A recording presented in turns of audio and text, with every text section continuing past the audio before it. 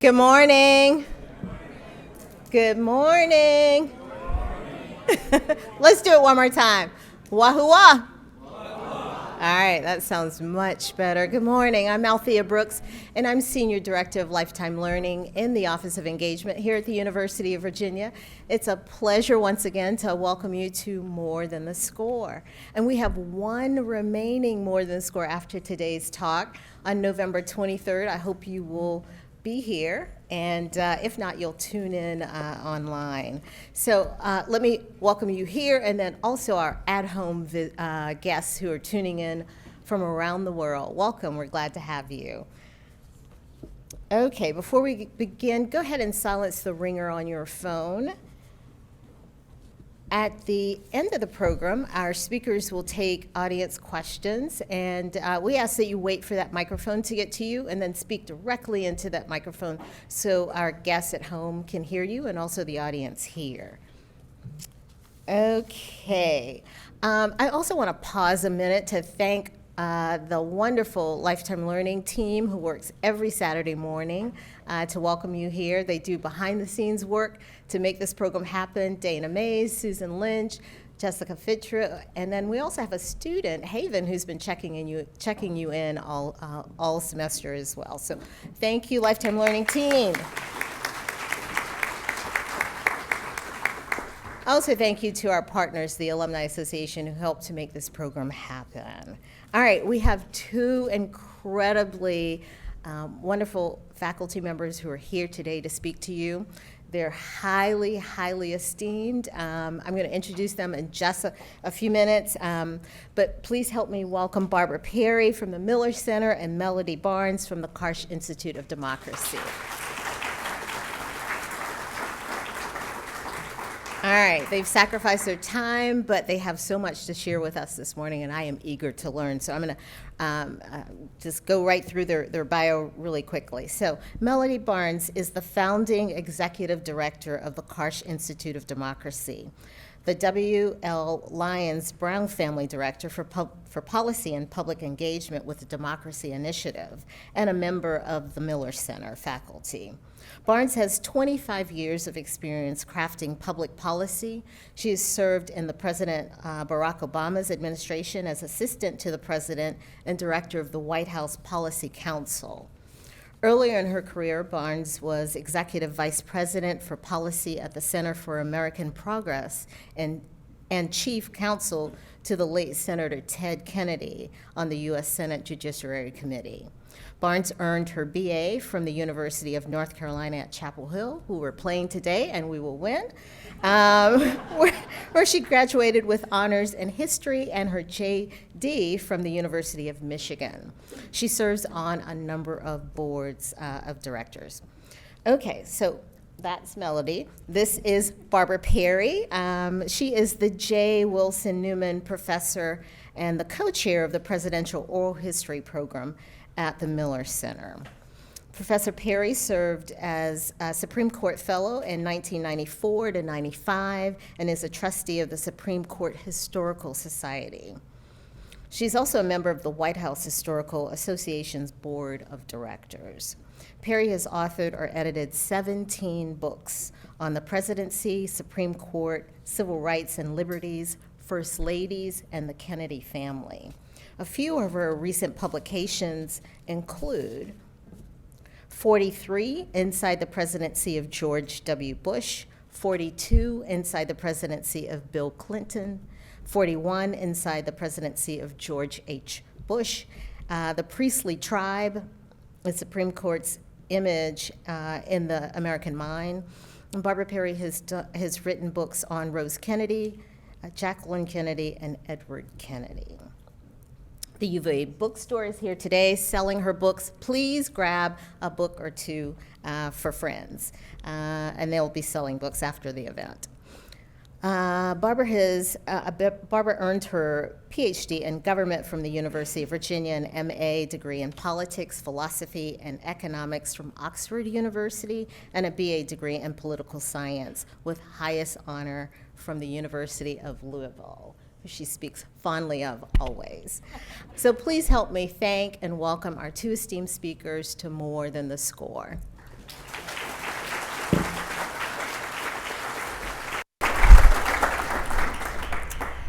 Thank you so much, Althea. And again, thank you to Lifetime Learning and the wonderful staff. We couldn't do these without you. I think this is my 4th or 5th more than the score.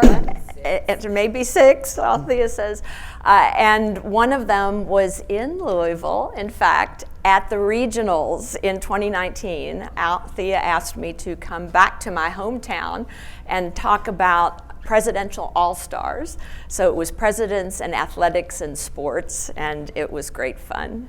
And we won twice on our way to the national championship, as you all remember, including that amazing game in the finals of the regional. So I am just delighted and honored to be with my colleague, Melody Barnes, and we are going to launch our discussion of democracy today with some basic questions.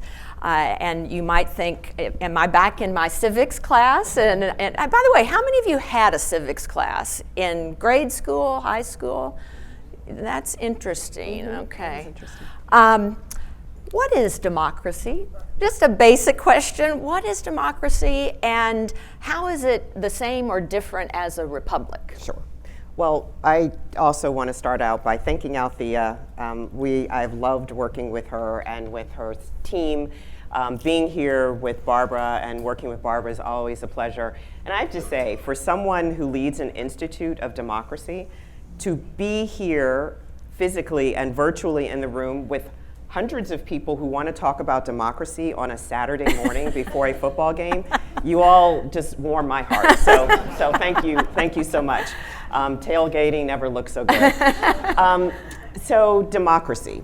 And democracy, I think most of us think about it, and we think about the kind of 5th, 6th century Greece and Athens and the origins of democracy there. And the idea, and we also think about the word democracy and power and people as the origins of the word would lead us to believe. Interestingly, democracy has an extended history as well, even before that period. And when you think about indigenous populations in different parts of the world and the ways that they came together, and kind of this idea of a direct democracy, people sitting and making decisions together for their communities. And in fact, if you look at some of the writings of Ben Franklin, fast forward many years, and he references the Iroquois nation and the way that groups of women and leaders in the Iroquois would come together and sit and make determinations and decisions for their community. And there were reflections on that as the founders of our country were thinking about democracy in the United States. So we think about that, we think about the Enlightenment period and the philosophy and the ideas that ultimately shape the democracy, or what we call a democracy in the United States. But this also goes to your question about a republic.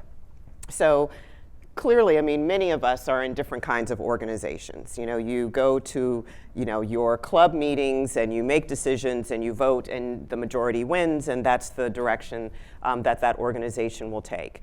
Clearly, in a nation now of over 300 million people, direct democracy is not practical. And certainly that's what the founders in the United States and the framers of the Constitution believed as they were thinking through a way that we could come together as a country, people with different views, different ideas from different geographies, and find a way that we could govern ourselves.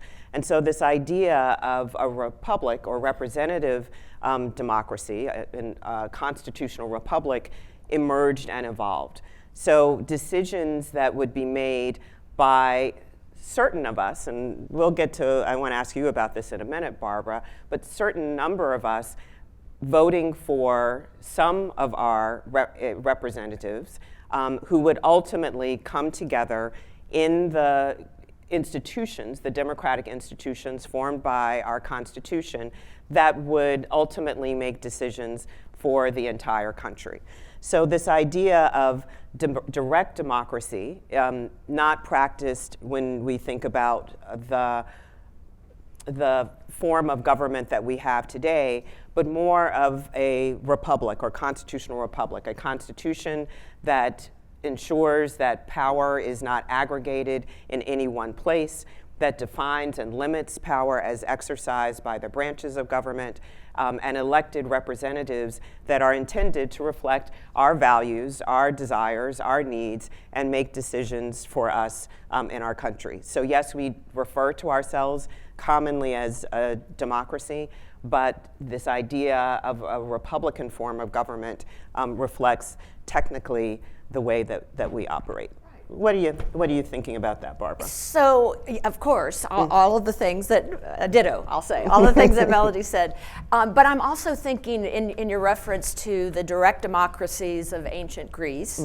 Anybody here from New England or ever had experience with a New England town hall meeting? Stephanie from Connecticut, town halls, right?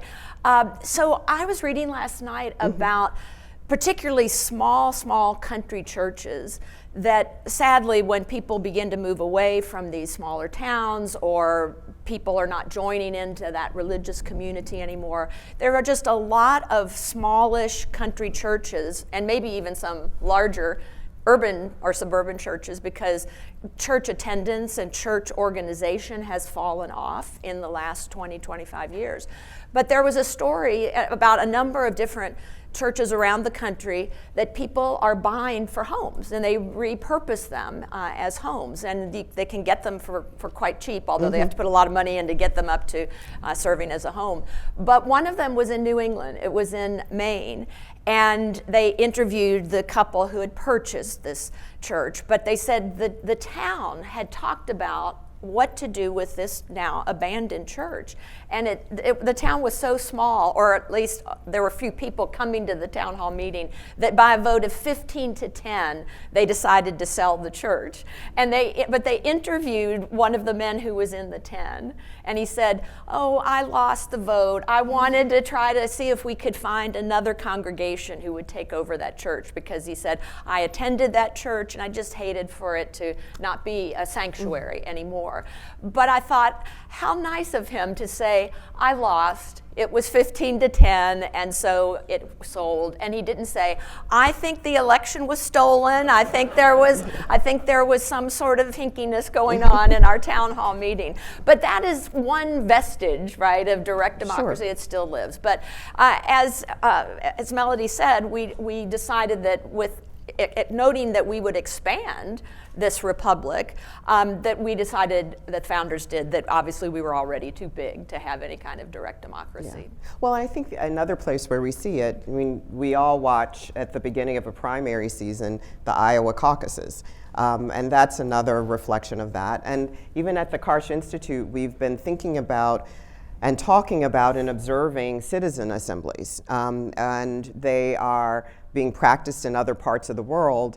And there's great interest in them in the United States, and perhaps thinking about what it might mean to experiment with that here on grounds at UVA with some of our students.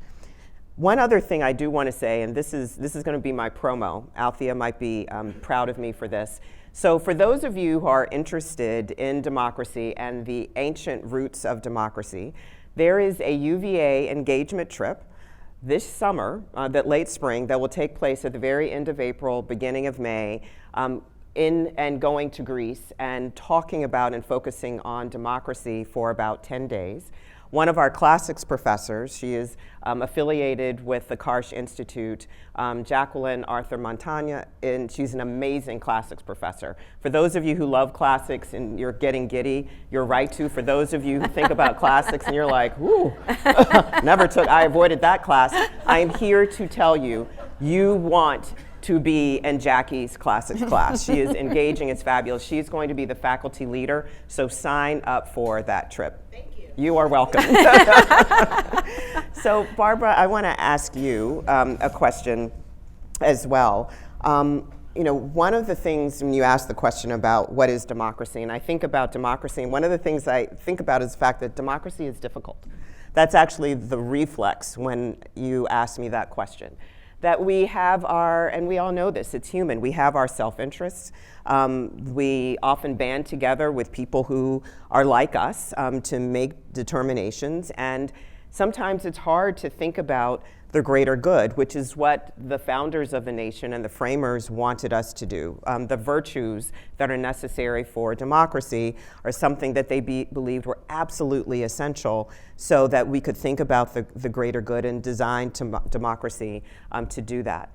And I want to ask you about that tension between what we often think of and desire as individuals or small clusters of people, and what we need to do to make our nation effective and operate well in a democracy. And I'm curious what you would say would be the framers' greatest concern. What did they consider to be the greatest threat to democracy as they were setting it up and in the early years of the United States? I love the way you preface that, Melody, because it is natural for people to be self-interested. I think that is one thing that the framers understood from the philosophers like John Locke and certainly Thomas Hobbes, that people tended to be self-interested, they tended to be acquisitive, they wanted the things that they wanted, or they wanted somebody else's things. And that this concept of then finding people who had similar interest to yours or similar desires, and it could be something that was less perhaps self-motivated, a religion. It could be your economics. It could be where you were on the economic ladder. It could be where you lived. Were you a gentleman farmer with the virtues of gentleman farming as Thomas Jefferson saw that? Or were you a business person in New York or Boston? You were a shipping magnate. And so, speaking of classics, James Madison talks about this in Federalist Paper number 10, where he says, it's natural for people to break into groups. And he said, the trouble with that is he called them factions. He presumed that all factions were bad. He presumed that all were negative because they would break people apart, and you would not have the unity that would be necessary to govern and move forward as a country. So he said, well, there's one way to get rid of factions. There's one way to get rid of people breaking into groups, and that is get rid of liberty. Not allow people to get into groups. And he used the analogy of fire. Imagine at that time particularly was very, very dangerous. We know about the Great London Fire as an example, or in this country what would become the Great Chicago Fire, or the San Francisco Fire with the earthquake in 1906. So fire was really scary to these folks. And he said, so here's my analogy. What does fire need to fire? It needs oxygen. So one way to get rid of fire that we really are afraid of is get rid of oxygen. Oh, darn, that would kill us. So going back then to the analogy of what to do about all these factions, was he said, what we need to do is be able to form into complex majorities. And that's where he talked about the extent and proper structure of our republic. That is, if you can't beat them, join them. In other words, let as many factions grow as possible, but also try to make it difficult for a minority faction to govern. And the way to do that is require majority rule and require factions to come together and form what he called complex majorities. But the one thing that he and the founders, to the core of Melody's question, feared was people who would be running for office in this republic. So I'd always say to students, remember republic and representative. So we have a representative democracy or a democratic republic, and that these people running to get our votes might become demagogues. Going back to ancient Greece, what were demagogues? So demos, the people. They would try to relate to the people by relating to their basest instincts. Maybe that self-interest, maybe that acquisitiveness. And if you look up the definition of a demagogue currently, it is a person who wants to have power, usually in some kind of a republic where they're going to be voted on. And to get people's votes, they based instincts, they relate to their base instincts, they gin up their base instincts, maybe the instincts of that faction, that selfish faction perhaps. They tell lies, they tell half-truths, and demagogues often single out other groups, often minorities, to create them as the other, or to create them as scapegoats. And that's what they feared the most. And they knew that they were smart enough. Remember, at the time this is happening, right, in the late 18th century, where most places, if they're even civilized, have a monarch. And so there are not very many republics out there. And so they are really experimenting with what this was going to be like. So they were bold enough and confident enough in human nature to think we could have a republic that could be successful, but they put all sorts of checks on it. And as Melody said, the very first would be in our second Constitution. After the Articles of Confederation, our first Constitution was failing, and so they all gather in Philadelphia in 1787. They create our new and current Constitution. They put all sorts of checks on, as Melody said, aggregated power, and then they put checks on the people. And one of the ones that we hear a lot about today, and we'll hear a lot about next week, is the Electoral College. That was because even at the time when only people like themselves could vote, white males with property, they still had an Electoral College to check the will of even those people.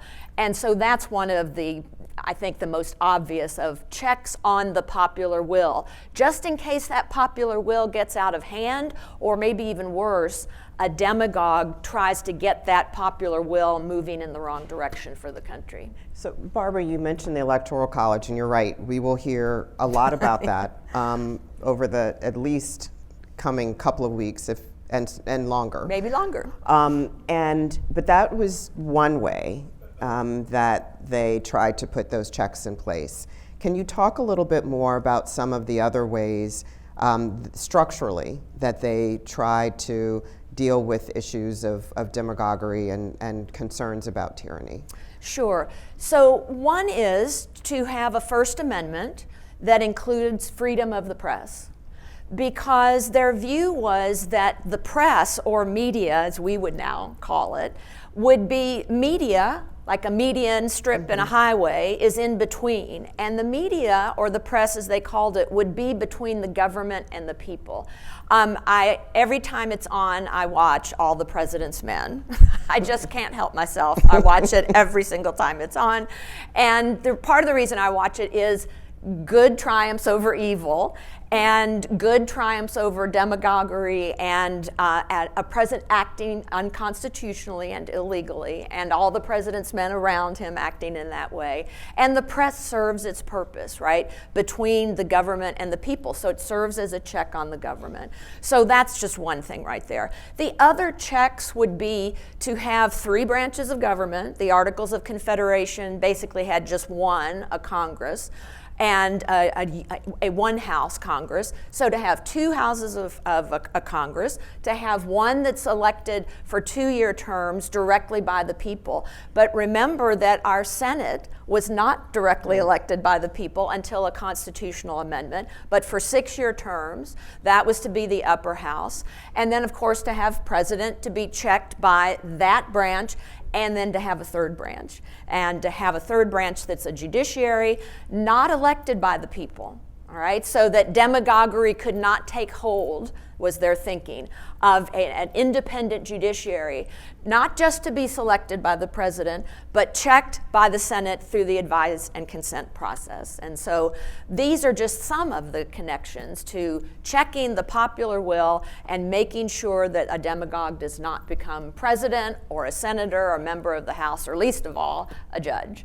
Yeah, and it's interesting, because I think the debate that we have been engaged in and will do a deep dive into over the course of the next several weeks, if not months and years, will be whether or not some of the checks that you mentioned and often are articulated as checks on demagoguery are anti-democratic. And there's certainly that debate that's taking place as well, that the idea of the Electoral College, and I know people from other countries often look and say, America, you pat yourselves on the back as being a great democracy, but there are instances where the popular vote does not determine who will be president of the United States. There are places where the majority of the people in a state do not determine the direction that the presidency will take. And then that also trickles into debates that we're having about what happens inside democratic institutions, the filibuster in the Senate, and the shifts that have taken place on those kinds of procedures over the years. So we're still, all that to say, we're still wrestling with these issues and trying to find the right balance to deal with some of the issues that you talk about, and at the same time act on and be proponents of, full-throated proponents of the best of democracy. Indeed. So let's come back then to the press and come back to media. I know the Karsh Institute studies a lot about the different elements of our democratic republic, and media have to be one of them.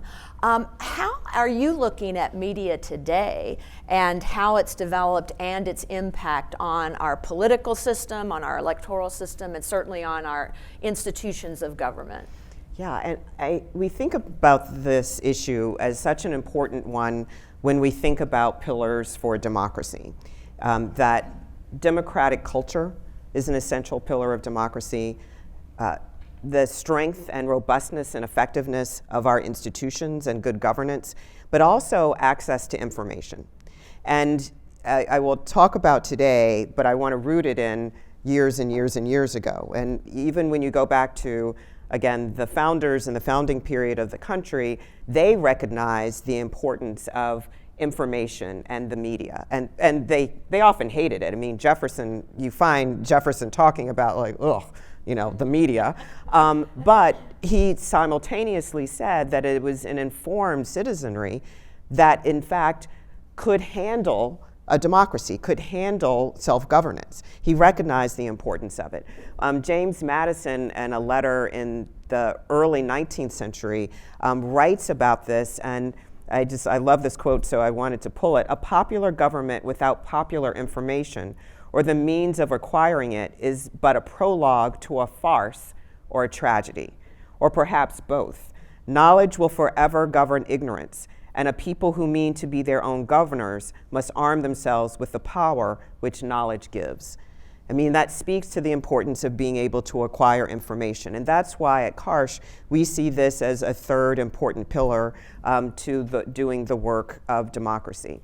The challenge that we have, fast forwarding to today, are the shifts that have taken place in the media ecosystem. So, I turned 60 this year. I grew up in Richmond, Virginia. Are there any Richmonders in the room? Oh, yes. Yes, thank of you. course. Go Richmond. And I remember growing up, and there were two local newspapers. There was the News Leader, and there was the Richmond Times-Dispatch. One delivered in the morning, one delivered in the evening. It was the norm growing up. Now there is the Richmond Times-Dispatch, and for those of us who live in Richmond, it's thin. But we are still lucky because there are many places that have no local media, no local newspaper whatsoever. And in fact, the McGill School of Journalism at Northwestern assessed this, and in 2023, they found that there was a loss of 2.5 local newspapers every week. Every week. And there are places that are now news deserts. And in fact, we have a friend, and she tells a story. She is a political scientist. She is a chaired political scientist in the southwestern part of the state. She has run for political office. I tell you all that because now this is someone who is engaged, who's informed, who's actively running to be an elected representative in her local town. She said, "You know what, Melody? I didn't know that the town next to us, adjacent to mine, had elected a new mayor. I didn't know that until eventually it was pointed out to me and the news was on my LinkedIn page." LinkedIn and Facebook are the places where people are often finding their news. That is not healthy for a democracy for the reasons that Madison and Jefferson articulated. And part of the challenge, or a significant part of the challenge, is that we've seen these transformations in our media ecosystem over the years. I remember when CNN first started, and there was a 24/7 news cycle. And then we had Facebook and LinkedIn and all of these different forms of social media. And the economic model that would sustain news shifted. So that advertising model, you remember you used to open your newspaper and you'd see the ads for, something, the local stores and, the cleaners down the street, all of that shifted and has made the economic model for local news almost unsustainable. And you've also got large conglomerates, private equity and others, and nothing against private equity, but buying large numbers of local news organizations, and that has completely shifted the way that local news is delivered to us today. The problem with that, just to triple down on that, is the fact that people are, one, local news is the mortar between the bricks of what helps create community. You think about it, when you pick up that local newspaper, you read about what happened to the football team, you read about who may have passed and died. As I get older, I find I read the obituaries more and more frequently. You find out who got married. You find out about, in the Richmond newspaper for a long time, there was a story about this really fat cat. Now, I got frustrated with the fat cat being on the front above the fold every day. But those are the kinds of stories that you read about that create community and connect us to one another. So that starts to attenuate. That is a problem. But also what we've seen, and two of our politics professors here did survey work on that people start to even not trust their own experiences. They start viewing them through the lens of what they're getting through social media. Views about elections, views about the trustworthiness of the electoral process. Those are all challenges to democracy, and the reason why we have chosen to focus on reestablishing a healthy media ecosystem in Virginia, in addition to talking about the connection between local journalism and democracy as a national, indeed a global problem. The work we're doing here in Virginia consists right now of research. We've got undergraduate and graduate students working with us to do a local media landscape assessment of the state. So first we understand what's here, from newsletters and what's digital to larger news outlets. We are doing that research because we intend to hand it over to a group that we are helping to shape and to form, of philanthropists and others across the state who will help to support the reinvigoration of local media, putting in place sustainable media outlets in different parts of the state that meet the needs of the constituents of the Commonwealth, so we once again have a more robust, healthy media ecosystem. And this work is taking place in states all across the country, of which we hope we can be part of that network. Right. And I think the other thing to point out, you mentioned LinkedIn and Facebook being sources of information for people, and beyond that, for younger generations, TikTok as an example, certainly. Instagram, another. But they're referred to as social media, but remember my analog to the median strip between two lanes, or maybe between multiple lanes of a highway, is that in social media, everybody is a news producer, such as that is. And so I say social media, that's a misnomer. Because people aren't trained to go and find the facts, and therefore there can be disinformation, misinformation, and even malinformation out there, and particularly if people are using those elements for news. Now, we don't mean to indicate that they're never helpful. We know of situations when there is a natural disaster, for example, and if people can only find information online, or we know the Arab Spring, leading to, we hope, more democracies in the Middle East.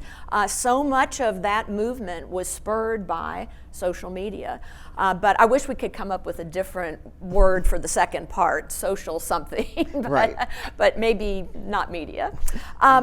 So do we want to talk about how democracy has spread in our country? I wanted to ask you about that. Okay. And you started to touch on this a little bit earlier in some of your comments. What the democracy looked like, representative government looked like in the earliest days of our country.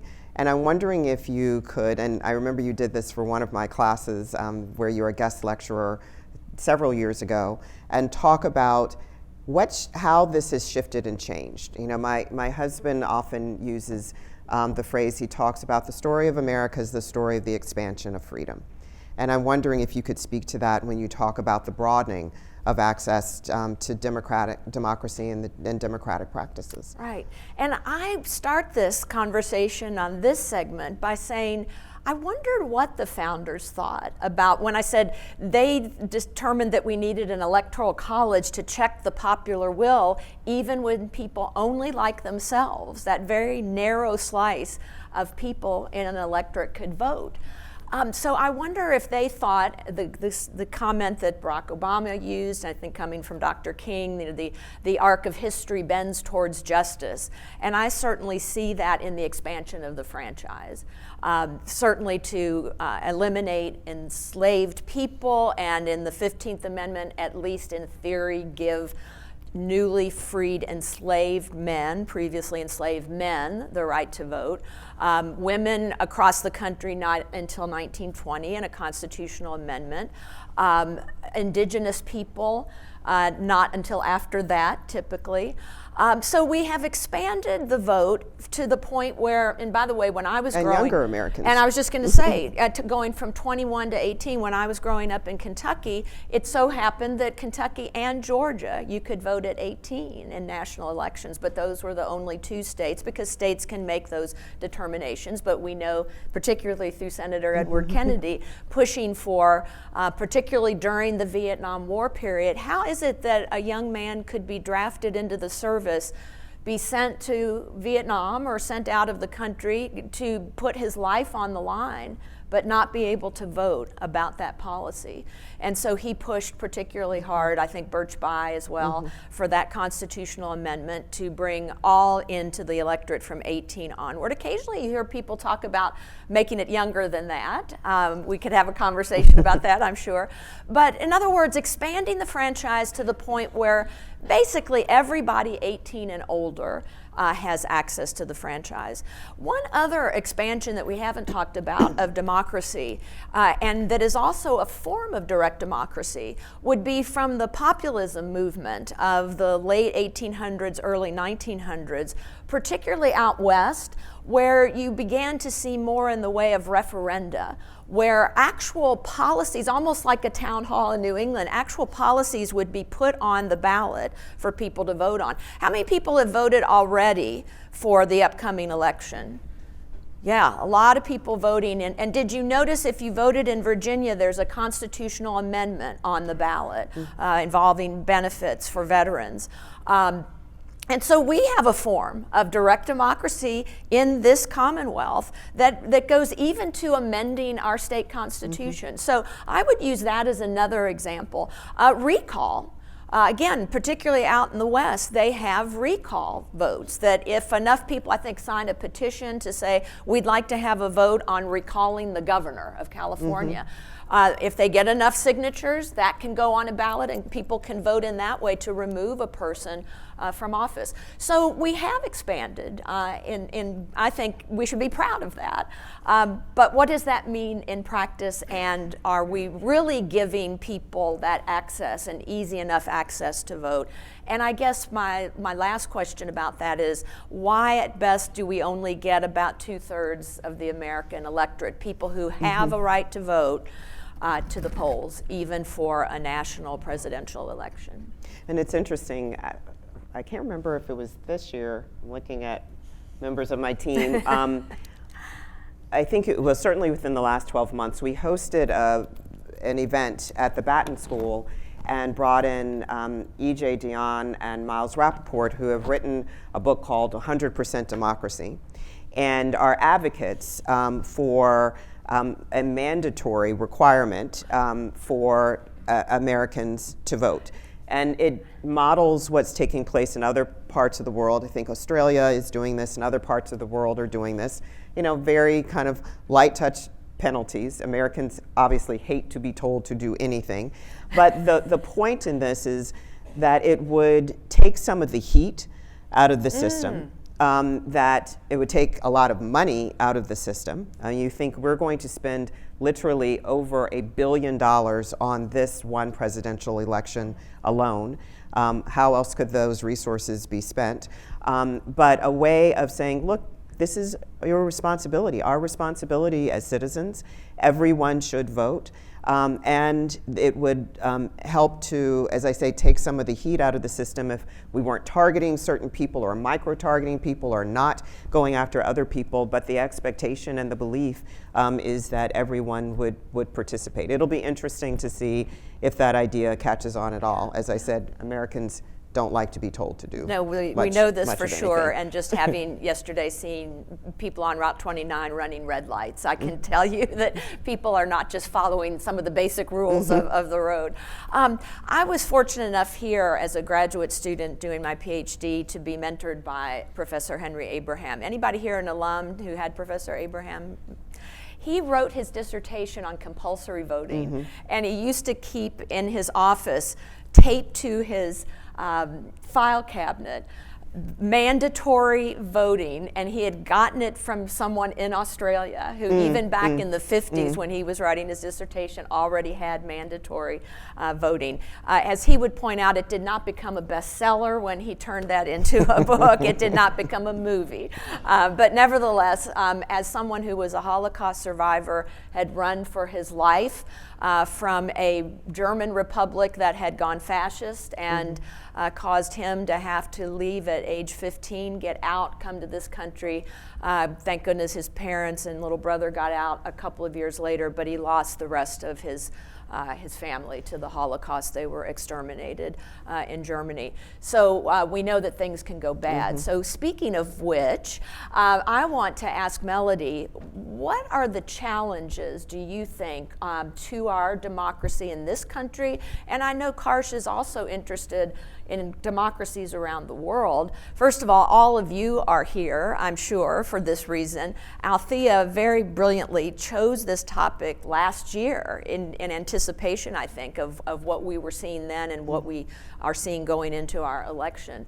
And we had something like, did you tell me, 1,200 people from around the world sign up online. And so we're glad that you all are joining us today. So what are the greatest challenges here today to our democratic republic and around the world as you're seeing it? Sure. Well, at Karsh, as we have thought about it, and I mentioned this before, we think of several big pillars that are essential to democracy.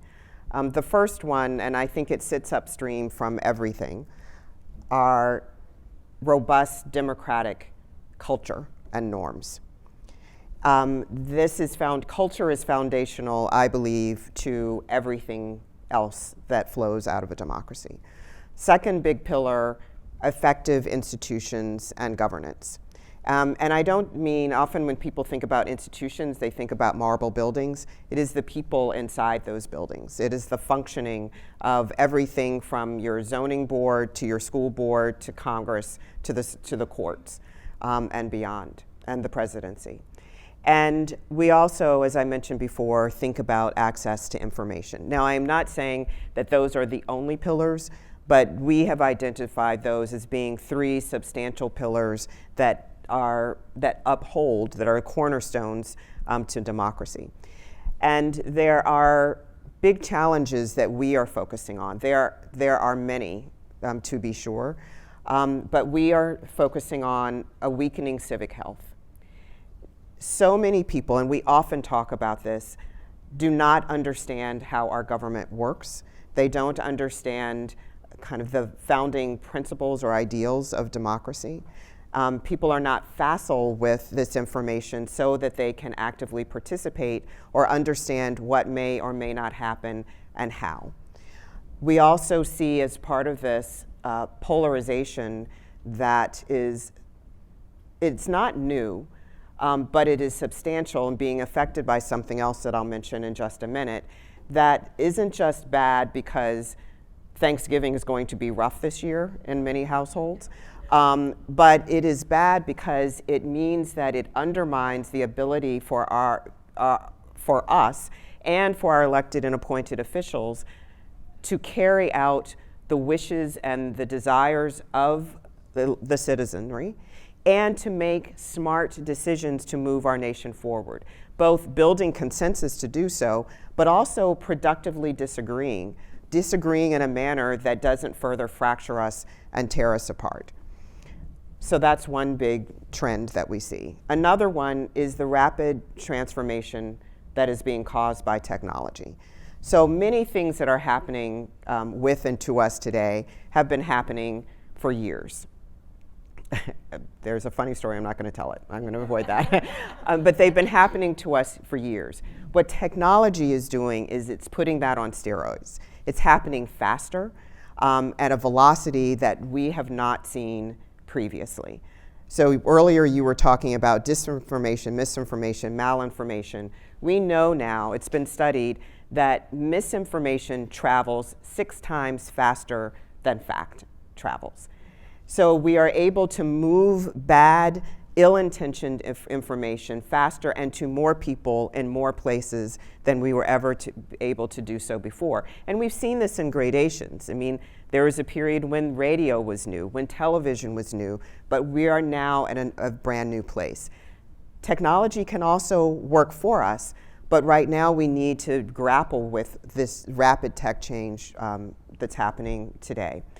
And then there are economic and social barriers, persistent barriers that are confronting not only us in the United States, but people around the world. And you can see it as we are looking at the rise of illiberal tendencies globally.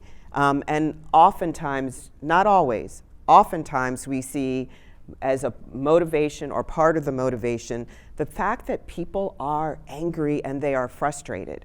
This idea that I could get up in the morning and make a good life for myself and for my children could do better than I did.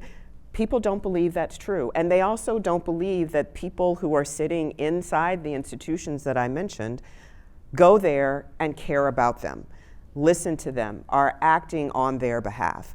So that is both creating anger, but it's also in some places creating a sense of, you know what, why bother?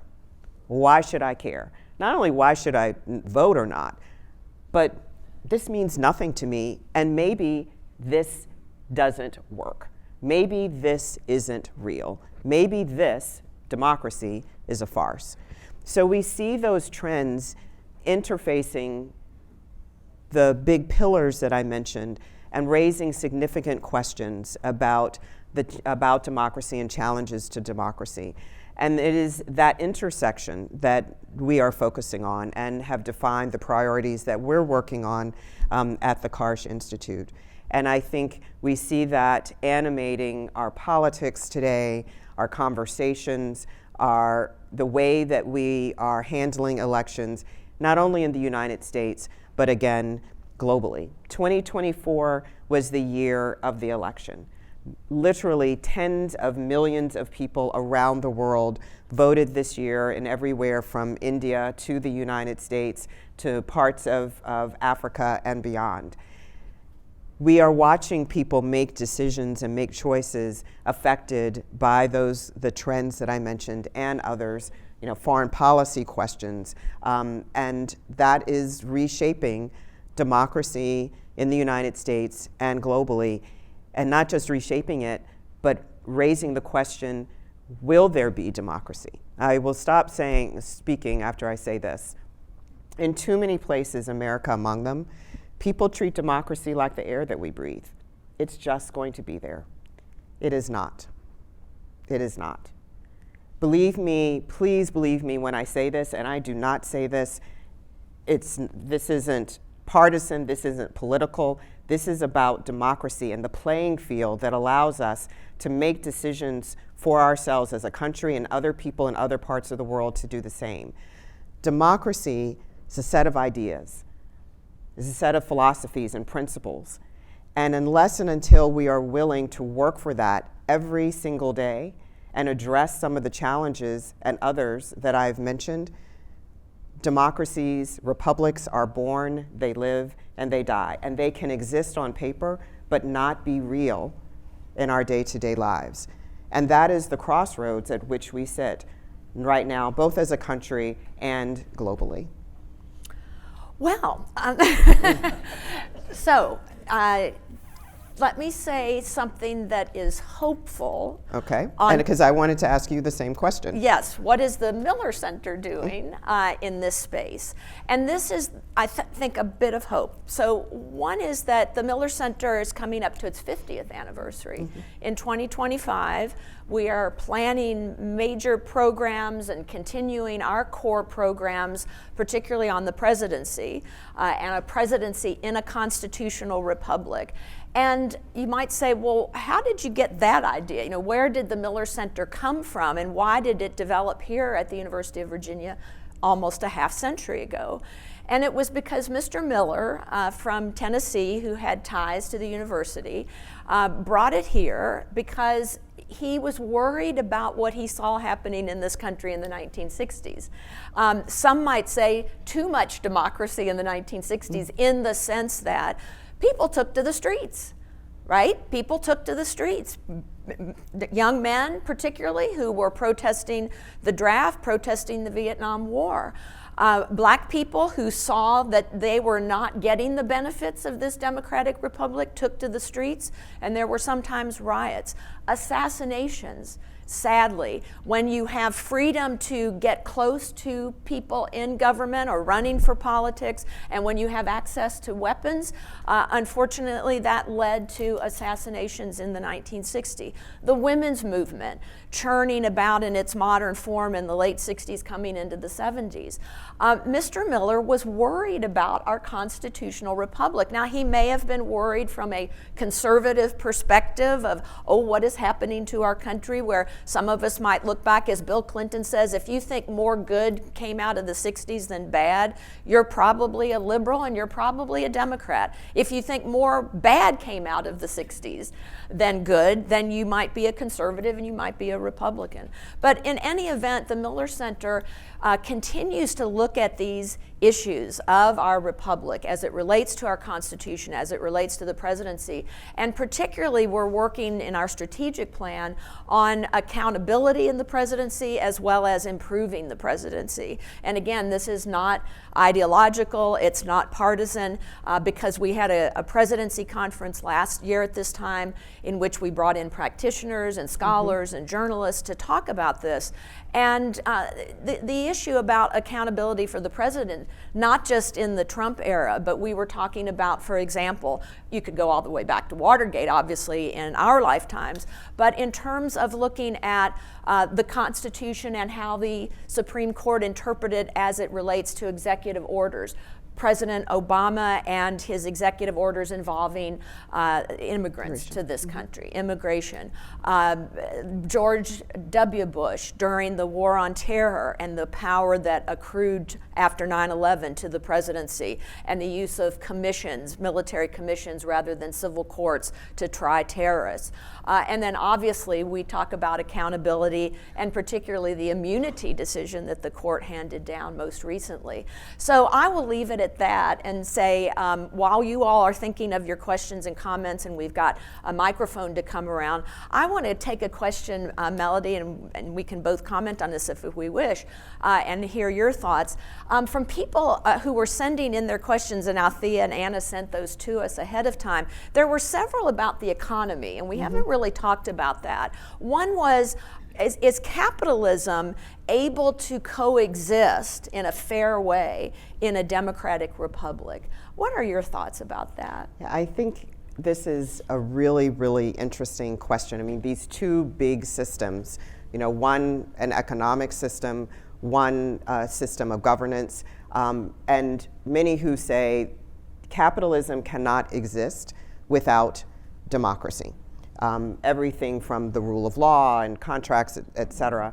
It is an issue that we have started to study at the Karsh Institute. Again, remember I was talking about these issues of economic and social challenges and barriers and their effect on civic participation.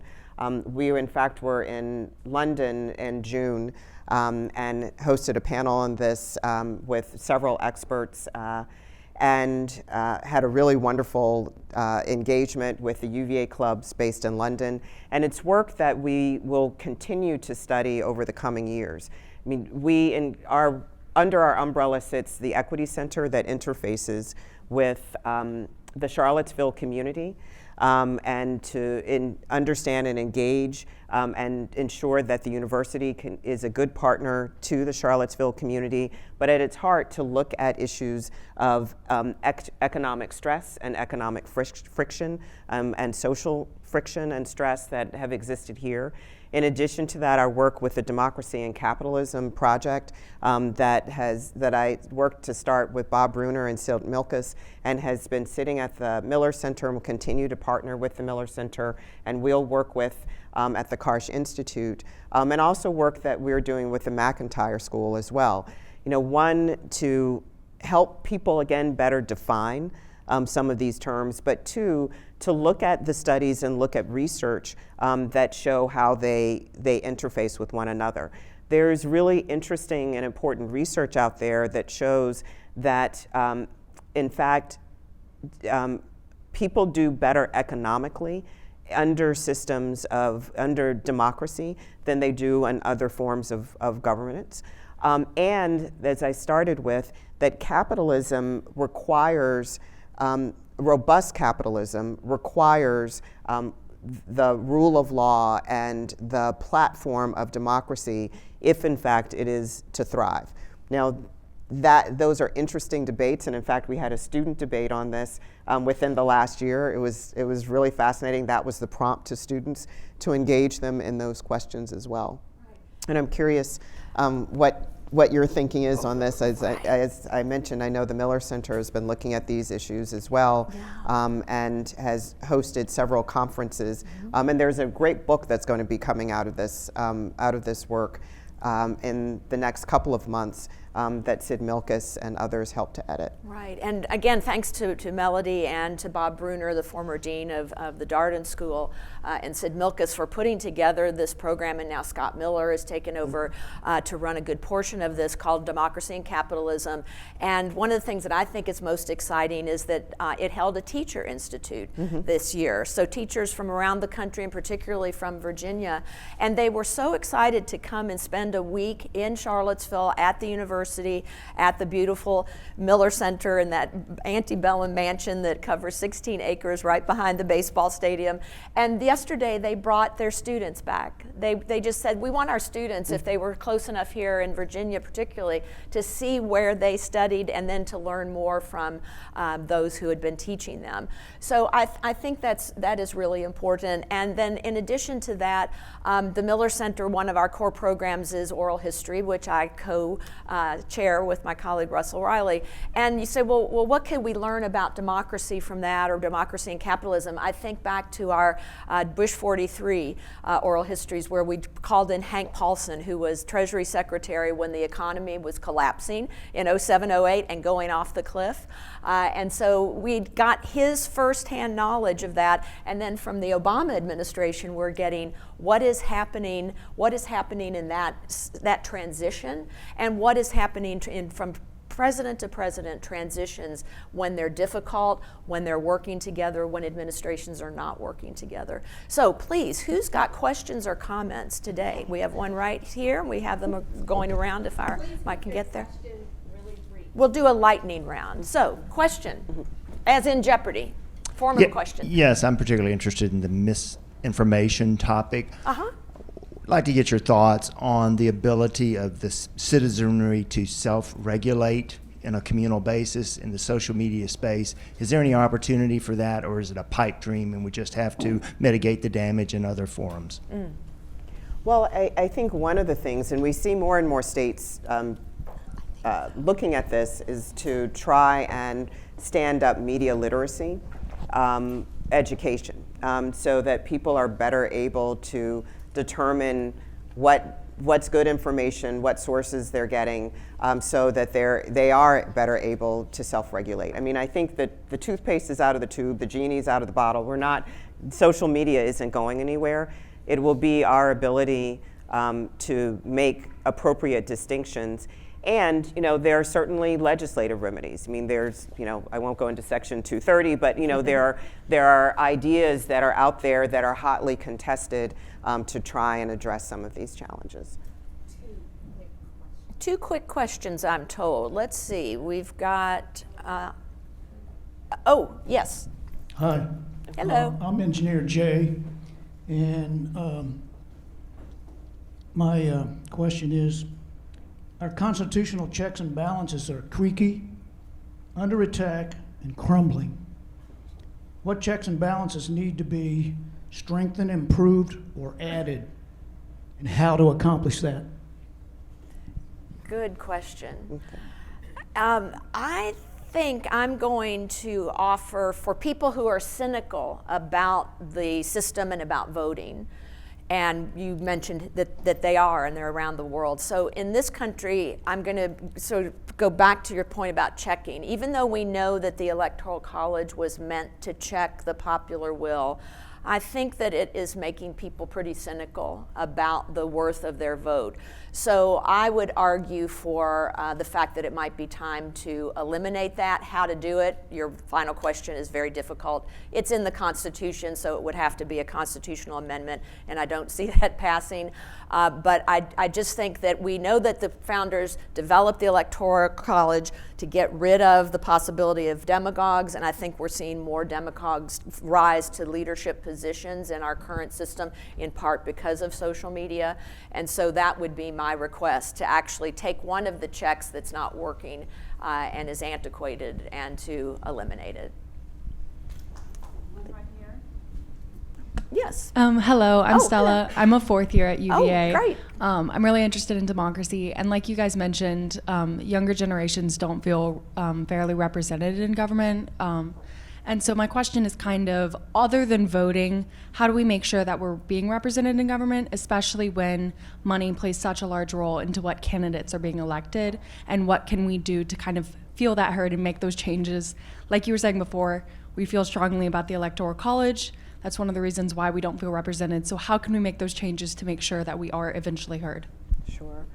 Well, one, thank you. Yes. Thank you for your question and for being here. And a couple of things. One, and I laid out the challenges that I see to democracy, but here's the thing that gets me up every morning and why I do this work.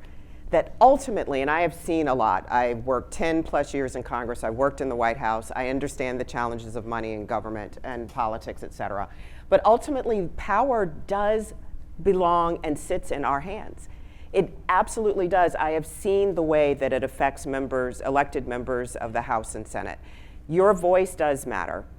And the days, elections, I believe, are necessary but not sufficient. So it is all the days in between that shape and transform your community. I think working and starting at a local level, focusing on what's happening in your community, making your voice heard. When you send that email, you make that call to the office of your city council member or your member of Congress, they do pay attention to those things, not to mention your own involvement.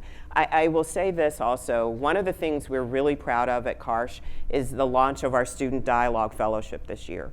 We thought maybe 50 students would sign up. Over 300 students signed up to be engaged over the course of the year in small cohorts this semester, talking about the 2024 election in groups designed because they are talking to people with different perspectives than they have, and learning how to engage productively, learning new facts, self-regulation when it starts to feel uncomfortable, smart questions to ask. It is the development of those skills that I also think are essential. So we have to stop, I'm sorry to say, but I know, I can speak for myself, I don't know about Melody, but I will be here. I have as much time as you would like. If you didn't get to pose your question, please come on up and chat with us. We'd love to do it. And thank you. And thank you for being here. Thank you. And purchase books. Your own book. Yes, thank you all I was for coming. now I'm not saying this, I was told by Althea, purchase books, I will sign them. They make great Christmas gifts. Wonderful. Thank you all for coming. And on behalf of the Lifetime Learning Program and the Alumni Association, we have some gifts for our Oh, how speakers nice. today. Thank you. And yes, please stop by the UVA bookstore and get some books. And this talk has been recorded, so you can check the QR code here for our vodcast library. Have a good day. Thank you. Well done, my friend.